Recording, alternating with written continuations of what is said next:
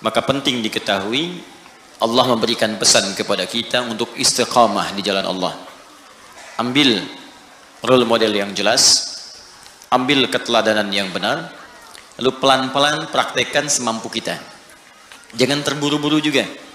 Kalau baru sanggup tahajud 2 rakaat, witirnya 1, bukan aib. Gak apa-apa kita kerjakan, jangan langsung paksa 11. Khawatirnya besok gak bangun lagi.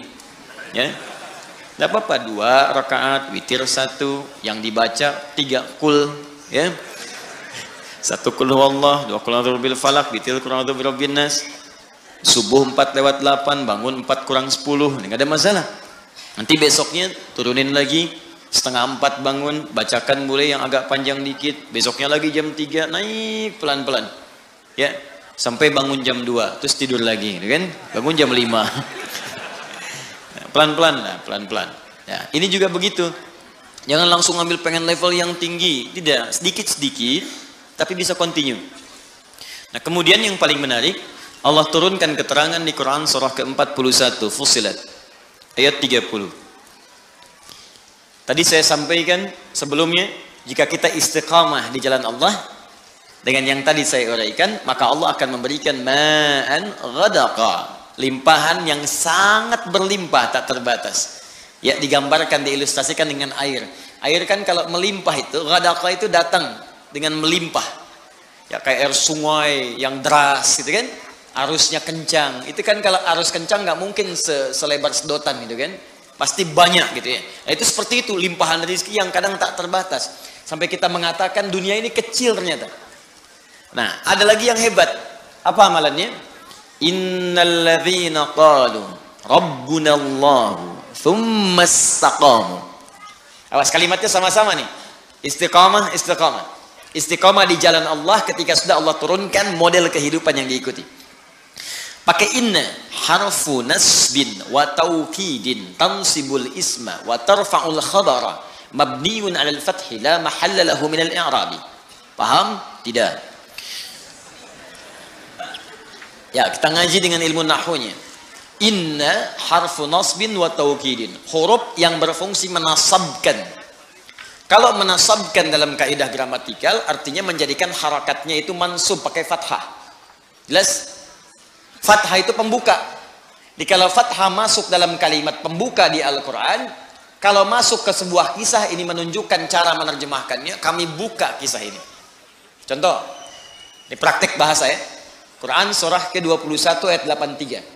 Wa ayyuba pakai fathah. Walaupun ataf diikutkan pada hukum sebelumnya. Wa ayyuba idznala rabbahu anni massani yadhurru wa anta arhamur rahimin. Wa ayyuba, cara menerjemahkannya, dan kami buka kisah Ayub untuk menjadi inspirasi bagi hamba Allah yang kemudian diuji dengan penyakit, seperti apa zikirnya agar disembuhkan oleh Allah. Makanya di akhir ayat 84 ditutup dengan kalimat wa dzikra lil abidin. Kisah ini akan jadi pengingat bagi hamba Allah yang saleh yang saat diuji dengan penyakit dia berzikir seperti Ayub melakukannya, maka saya berjanji akan menyembuhkannya. Itu mansub. Nah, kemudian kalau kita tarik ke balaghah, nasab itu artinya sesuatu yang ditancapkan dengan kuat. Nasabar rajulu asahu, seorang lelaki menancapkan tongkatnya dengan kuat alal ardi, ke tanah, sehingga tidak goyang. Nah, kalau ada kalimat dalam Al-Quran dibuka dengan inna, inna harfu nasbin, huruf yang menguatkan, maksudnya informasi yang disampaikan oleh Allah di ayat ini tancapkan ke hati kita dengan kuat, dan jangan goyang. Kalau tidak goyang berarti nggak ada keraguan. Sebab kalau masih goyang ragu namanya. Berangkat gak ya? Berangkat gak ya? Berangkat gak ya? Nah, ya? Sudah, kalau sudah mantap lakukan. Berangkat, lamar dia sekarang. Ya, misal ya. Ya. Datang ternyata belum kenal gitu kan? Main lamar aja. Baik, bisa. Cek dulu, maksimalkan dulu, nasab, tancapkan pada jiwa. Kemudian wataukidin, kuatkan, dan nancap, kuatkan supaya nggak goyang. Ayat ini mengatakan innalladzina qalu, orang-orang yang meyakinkan. Qalu di sini bisa mengatakan, intinya menguatkan pada jiwa. Ya, kalimat untuk menguatkan itu bisa dikatakan. Ini secara psikologi, kalau ingin orang menguatkan sesuatu, dia katakan tuh, saya bisa, saya bisa, saya bisa. Ya, kamu bisa, kamu bisa, kamu bisa. Itu yang punya teorinya kita di Al-Quran. Yang praktek kan orang Jepang, orang Korea.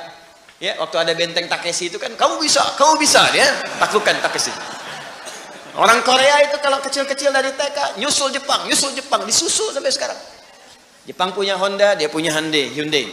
Ya, Jepang punya ini, dia punya ini. Jepang ke Piala Dunia, dia ke Piala Dunia. Naik terus. Ya, itu yakinkan pada diri kita, bisa nih, kuat.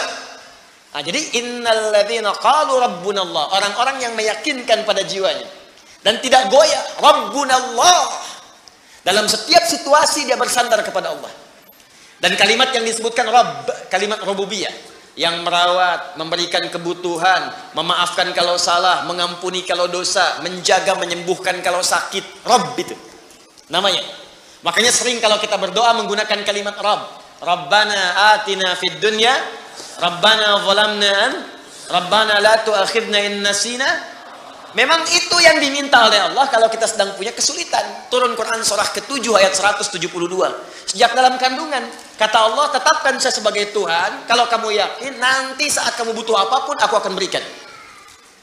Wa idh akhadha rabbuka min bani adama min zuhurihim dzurriyyatahum wa ashhadahum ala anfusihim alastu bi rabbikum qalu bala syahidna. Rabb, maukah engkau menetapkan aku sebagai Tuhan? Kalau terlahir aku akan berikan segala kebutuhanmu. Sakit aku sembuhkan, salah aku maafkan, dosa aku ampuni. Butuh aku berikan segala yang kamu inginkan. Kalau kamu butuhkan dalam kebaikan, aku akan kabulkan. Rabb. Makanya kita tagih janji Allah saat kita ke bumi, kita punya sesuatu, kita panggil Rabb. Nah, kalau orang yakin dengan Allah, dengan sifat rububiyahnya, misal prakteknya begini, kalau Anda sedang sakit, yakin Allah pasti sembuhkan, lalu ikhtiar, yakin dulu sama Allah. Dia ada kalimat-kalimat, ya Allah, kenapa saya yang sakit, ya Allah? Kenapa bukan tetangga saya saja, ya Allah? Kenapa saya yang diuji begini, ya Allah? Kenapa saya harus mengalami ini, ya Allah? Tidak. Hadirkan dalam jiwa, tancapkan, jangan ragu. Alhamdulillah, ya Allah, engkau pilih saya bukan yang lain. Engkau percaya kepada saya bukan yang lain. Engkau uji saya bukan yang lain. Alhamdulillah, ya Allah. Dan tidak mungkin kau memberikan sebuah ujian kecuali engkau sandingkan dengan kemudahan. Lalu Anda bacakan. Tadi yang tadi, inna ma'al usri. Bacakan itu. Lalu minta berdoa kepada Allah. Ya Allah, engkau yang berjanji, engkau yang menepati. Engkau katakan dalam setiap kesulitan pasti ada kemudahan. Dan saya memohon dengan segenap janji dan kemuliaan engkau sebutkan dalam Al-Quran. Minta, cepat diberikan. Ya, minta dengan bahasa yang indah. Itu dapat. Nah, itu jarang kita pakai, cuman dibaca, nggak diamalkan.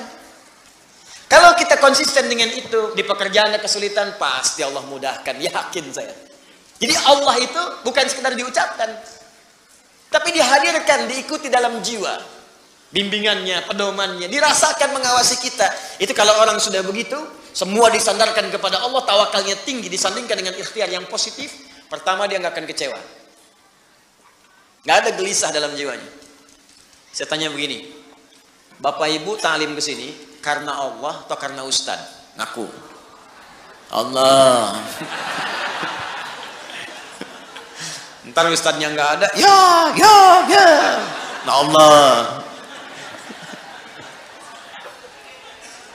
Kalau karena Allah, Anda nggak akan peduli ustadznya datang atau tidak, karena niat saya itu Allah, karena Allah. Sama pengajar juga begitu, karena niatnya karena Allah, bukan karena jamaah. Banyak sedikit gak ada ukuran, karena pahalanya sama saja. Ketika seorang mengajar, pahala diturunkan. Mau jamaahnya satu, gak ada masalah.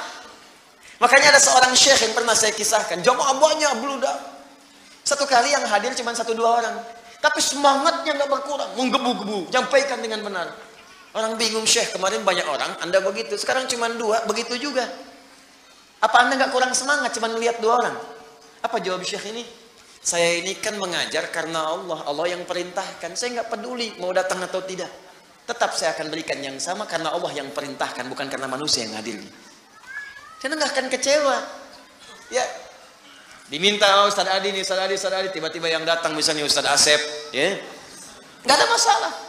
Ustaz Michael, Ustaz Stephen, nggak ada masalah.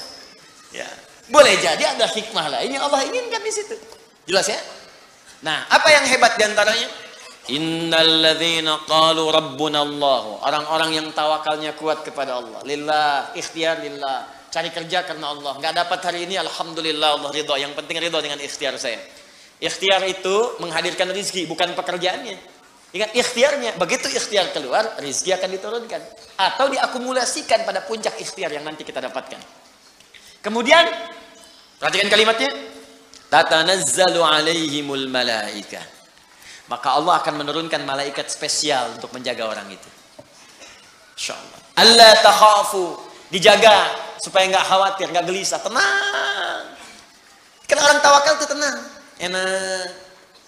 Jalan hujan, alhamdulillah. Macet, alhamdulillah. Selalu ada solusi. Di rumah tangga ada persoalan, insya Allah selesai. Insya Allah selesai. Gitu aja gitu. Jadi kata-kata kasar itu nggak harus keluar. Tangan-tangan diletakkan pada tempatnya. Ya, piring-piring punya haknya. Pintu juga punya haknya. Semua ada. Itu gambarannya. Jadi malaikat itu turun memberikan ketenangan pada jiwanya. Jangan marah, sabar, tenang. Wala tahzanu, enggak sedih dengan kehidupan yang dialami. Bukan enggak punya masalah ya, ada. Ya huzan itu sedih berlebihan. Bukan berarti enggak kecewa. Kadang ada kecewa, tenang lagi. Ya perasaan itu ada. Ya, kadang-kadang dapat ini kecewa, ada wajar. Nabi menangis, Nabi kecewa, ada. Cuman dihibur oleh Allah dan malaikat, tenang. Bukan cuman kamu, Nabi Ayub pernah sakit. Bukan cuman kamu yang dilempari, Nabi Ibrahim dilempari. Bukan cuma kamu yang diusir, Musa juga diusir. Ada, itu hiburan. Tasliyah, tenang dalam jiwa kita. Wa abshiru bil jannati allati kuntum tu'adun. Dan Allah berikan kemantapan dalam jiwanya, nggak apa-apa capek saat di dunia. Toh pada akhirnya semua orang juga akan capek dan istirahat di alam kuburnya. Cuman saya menantikan surga yang dijanjikan oleh Allah Subhanahu wa taala. Memang kalau nggak mau capek, ya di alam kubur, Bu. Sepanjang di dunia pasti capek. Tapi kalau orang tawakalnya kuat, ketika ada capek pun dia sabar. Nah, itu kalimatnya. Jadi itu penutup dalam kalimat suratal ladzina an'amta alaihim. Jadi kalau ingin nikmat, ikuti pola hidup orang yang dulu itu seperti apa, keluarkan sesuai konteksnya kita bekerja sebagai apa, nilainya praktekkan oleh kita dan istiqomah di jalannya.